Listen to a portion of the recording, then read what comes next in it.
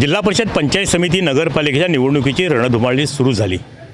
आरक्षण पडली आणि आता चर्चा सुरू आहे ती एकंदरीतच रत्नागिरी जिल्ह्यामध्ये महायुती होणार का। पालकमंत्री उदय सामंतांचा प्रयत्न आहे महायुती व्हावं म्हणून आणि त्या संदर्भात त्यांची रवींद्र चव्हाण प्रदेशाध्यक्ष भाजपचे त्यांच्याशी चर्चा झाल्या असंही समजतंय आणि तसं त्यांनी ह्या रत्नागिरीमध्ये पत्रकाराशी बोलताना सांगितलं। पण भाजपमध्ये आता नेमकं चाललं आहे काय? सिंधुदुर्गमध्ये पालकमंत्री राज्याचे महसूल मंत्री नितेश राणे यांनी सोहळ्यावरती भाषण केलं आहे। इतकंच नव्हे तर आपल्याला मुख्यमंत्री देवेंद्र फडणवीसांकडून सुद्धा सिग्नल मिळाला आहे असंही सांगायला ते विसरले नाहीत।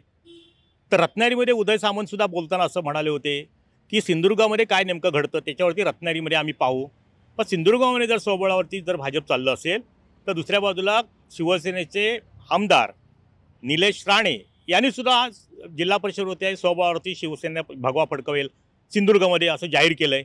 म्हणजे कुठेतरी ही युती होत नाही महायुती होत नाही असं एकंदरीत दिसतंय। रत्नागिरी जिल्ह्यामध्ये ते पडसाद उमटतील का तर त्याची लक्षणंसुद्धा आता काही प्रमाणात दिसायला लागलेत। चिपळूण संघर्षाचे आमदार शेखर निकमानी तर सोहळ्यावरती कार्यकर्त्यांनी भाषा केले। उदय सामंत यांनी मदतीत तिथे जाऊन सुद्धा त्यांना काही गोष्टी सुनावल्या। त्याच्यानंतर सुद्धा ते महायुतीमार्फत निवडणुका लढवतील असं शेखर निकम आमदार यांनी सांगितलं। पण एकंदरीतच काय की रत्नागिरी जिल्हा परिषदचा विचार केला तर 56 जिल्हा परिषद गट शिवसेनेकडे जवळजवळ 37 ते 38 आता ह्या क्षणाला आहेत। उद्धव ठाकरे गटातनं शिवसेनेत गेलेले। मग इतर भाजपमध्ये सुद्धा विचार केला तर रत्नागिरीसुद्धा 2-3 संघर्षामध्ये 3-4 जण इच्छुक आहेत। मग त्याचा ताळमेळ लावताना भाजपच्या नेत्यांना किंवा प्रदेशाध्यक्षांना कशा प्रकारे त्यांना ते लागेल त्यांना जागा सोडताना त्यांची कसोटी लागणार आहे। नगरपालिकेचा विचार केला तर नगरपालिकेमध्ये 32 नगरसेवक आहेत।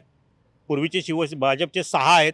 मग आणखीन 3-4 पाहिजेत तर ते सुद्धा कुठले दिले जाणार याबाबत सुद्धा तडजोडी कराव्या लागतील शिवसेनेबरोबर। परत राष्ट्रवादी अजितदादा गट तो सुद्धा त्यांच्यासोबत आहे। रत्नागिरी जिल्ह्याला बराचसा भाग हा मुस्लिम बहुतुल आहे त्यामुळे तिथं सुद्धा त्यांना 1-2 जागा राष्ट्रवादी काँग्रेसला अजितदादा पवार गटाला सोडावे लागतील। पण भाजपमधल्या काही नगरसेवकांना सुद्धा जुन्या काहींना यावेळेला संधी मिळणार नाही असंही बोललं जाते। मग त्यांच्या ठिकाणी कोण दिलं जाणार हा सुद्धा आता विषय चर्चेतला राहिला आहे। एकंदरीतच काय दक्षिण आणि उत्तर त्यामध्ये महत्त्वाचा विषय म्हणजे दक्षिणचे जिल्हाध्यक्ष राजेश सावंत यांनी एक आपलं स्टेटस ठेवलं होतं की 2-4 जागा भाजपने घ्या आणि युती करा। म्हणजे त्यांनी ती नाराजी व्यक्त केली होती त्यांना युती मान्य नाही आहे महायुती असं एकंदरीत दिसतंय। पण सामंतांची भूमिका निर्णायक राहणार आहे कारण रवींद्र चव्हाण आणि सामंतांचे संबंध चांगले आहेत।